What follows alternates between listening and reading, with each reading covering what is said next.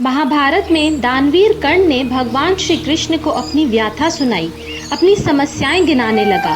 पहली बात कर्ण ने भगवान श्री कृष्ण से कही कि मेरी माँ ने मुझे जन्मते ही त्याग दिया। क्या ये मेरा अपराध था कि मेरा जन्म एक अवैध बच्चे के रूप में हुआ? दूसरी बात कर्ण ने श्री कृष्ण से कही कि आचार्य द्रोणाचार्य ने मुझे शिक्षा देने से मना कर दिया क्योंकि उनकी नज़र में मैं क्षत्रिय नहीं था। क्या ये मेरा अपराध था? कर्ण ने तीसरी बात कही कि द्रौपदी के स्वयंवर में मुझे अपमानित किया गया कि मैं राज परिवार का हिस्सा नहीं था। तो क्या ये मेरा अपराध है? मुझे बार बार अपमानित किया गया। तो जवाब में श्री कृष्ण ने कहा कि मेरा जब जन्म हुआ तो जन्म ही कारागार में हुआ। मेरे पैदा होते ही मृत्यु मेरा प्रतीक्षा कर रही थी। जिस रात मेरा जन्म हुआ उसी रात मेरे माँ बाप से मुझे अलग होना पड़ा। जहाँ मैं पहुँचा वहाँ हर वो काम करना पड़ा जो ग्रामीण क्षेत्रों में करना पड़ता है। गायों के गोबर अपने हाथ से उठाया। जब मैं छोटा था और चल भी नहीं पाता था तो मुझे बार बार मारने की कोशिश की गई। ना मेरे पास शिक्षा थी, ना गुरुकुल था, ना ही कोई महल था और ना ही कोई विशाल सेना। तब भी मेरा मामा मुझे अपना सबसे बड़ा शत्रु मानता था और जरासंध के प्रकोप की वजह से मुझे यमुना पार से चलकर अपने परिवार को ले जाकर द्वारका में बसना पड़ा। मेरे भी जीवन में चुनौतियां लगातार आती रहीं, अन्याय होते रहे। जीवन में कितना अन्याय हो रहा है ये महत्वपूर्ण नहीं है। जीवन में कितने बार अपमानित हो रहे हो ये भी महत्वपूर्ण नहीं है।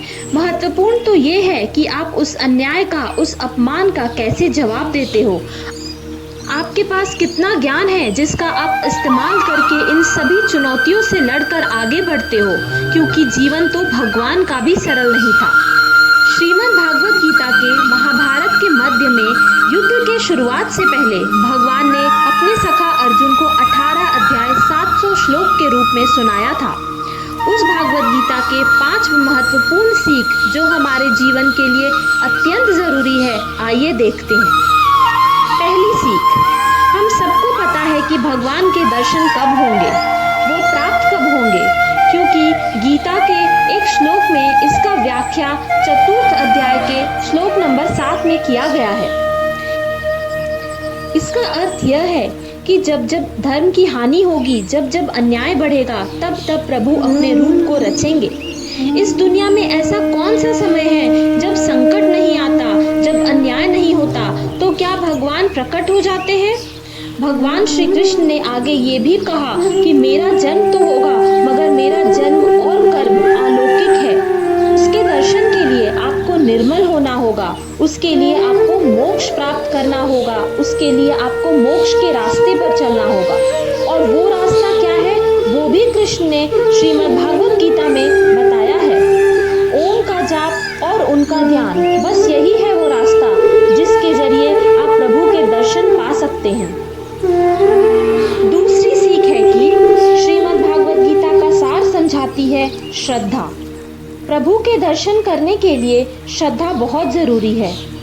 भागवत के चतुर्थ अध्याय श्लोक नंबर 39 में भगवान ने कहा है कि जो श्रद्धा रखते हैं, जो अपनी इंद्रियों पर संयम रखते हैं, जो तत्परता से, जो अनन्य भाव से मेरी साधना करते हैं, वो मुझे प्राप्त करते हैं।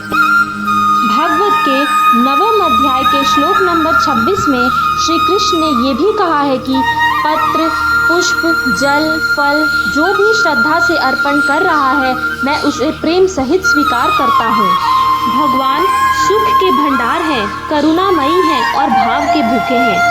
जहाँ जहाँ भाव होगा वहाँ वहाँ भगवान होंगे। इससे हमें यही सीख मिलती है कि श्रद्धा, समर्पण और शुद्ध भाव से उस परमात्मा की पूजा करना बहुत ज़रूरी है। जहाँ आपका भाव डगमगाया कि कहीं और चले जाता हूँ, किसी और का दरवाज़ा खटखटाता हूँ, बस वही सब गड़बड़ हो जाता है। इसलिए श्रद्धा में कभी कोई कमी मत आने दीजिए। तीसरी सीख कुछ इस प्रकार है। भागवत गीता के 6ठे अध्याय के 5वें श्लोक में भगवान श्री कृष्ण ने कहा है कि अपने द्वारा अपना इस संसार से उद्धार करें। हम स्वयं अपने आत्मा के मित्र एवं शत्रु हैं। अपने आप का उद्धार करें। इंसान जहाँ कहीं भी है, जो भी कुछ कर रहा है, उसका जिम्मेदार वो स्वयं है। हम कर्म द्वारा ही अपनी नियति को निर्धारित करवाते हैं। हम काम, क्रोध, मोह, लोभ में फंसकर खुद को गलत राह पर ले जाते हैं। हमारी आत्मा को पता है कि हम गलत कर रहे हैं, तभी इन विकारों के जाल में फंसकर उसके ही पीछे भागते जाते हैं। हमें अपने आत्मा को सबसे अच्छा मित्र बनाकर ईश्वर में लीन होकर इस संसार सागर से पार निकलना चाहिए। चौथा सीख है, भागवत के 12वें अध्याय के श्लोक नंबर 15 में श्री कृष्ण ने बताया है कि भगवान को सबसे प्रिय कौन लगता है, उनका सबसे प्यारा भक्त कौन है, जिससे किसी को कोई कष्ट नहीं पहुंचता हो, जो किसी के द्वारा विचलित न होता हो, जो सुख में, दुख में, चिंता में, खुशी में समभाव रहता हो, वो ही सबसे प्यारा है। भगवान का कहना है कि जो समभाव हो चुका है, यानी कि जो प्रभु की मर्जी मानकर चल रहा है कि जो भी हो रहा है वही करवा रहे हैं, खुद को भगवान को समर्पित कर चुका है, वही भगवान का सबसे प्यारा है।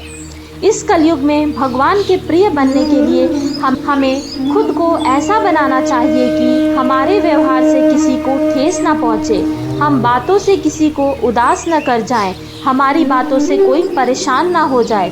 भगवान को पाने के लिए इतना तो हम कर ही सकते हैं। पांचवा सबसे महत्वपूर्ण सीख है कि जब भी आपको लगे कि सारे रास्ते बंद हो गए हैं, समझ में नहीं आ रहा कि कहाँ जाएं, क्या करें, तो इसका भी सल्यूशन भगवान ने भागवत में दिया है। 18वें अध्याय के श्लोक नंबर 66 में भगवान ने कहा है कि सभी धर्मों को छोड़कर मेरी शरण में आ जाओ, मैं तुम्हें सभी पापों से मुक्त करा दूंगा, इसमें कोई शंका नहीं है। और यहाँ धर्म का अर्थ है कि आप जिस भी तरीके से पूजा अर्चना साधना में लगे हुए हैं, वो सबको त्याग करके आप भगवान की शरण में चले जाएं। अनन्य भाव से उनकी भक्ति करें, मोक्ष की प्राप्ति जरूर होगी, वे ही मोक्ष तक पहुँचाएंगे। गीता में 700 श्लोक हैं, अगर आप रोज़ाना भी 5-5 पढ़ लें तो आप रोज़ कुछ नया सीखेंगे और आपका मन भागवत के प्रति आकर्षित होगा। और एक बार आप भागवत मार्ग पर चल देंगे ना, तो फिर पीछे मुड़कर देखने की ज़रूरत ही नहीं पड़ेगी। प्रभु अपने आप ही आपकी जिम्मेदारी अपने कंधों पर ले लेंगे और आपका पालन पोषण स्वयं करेंगे। जय श्री कृष्ण।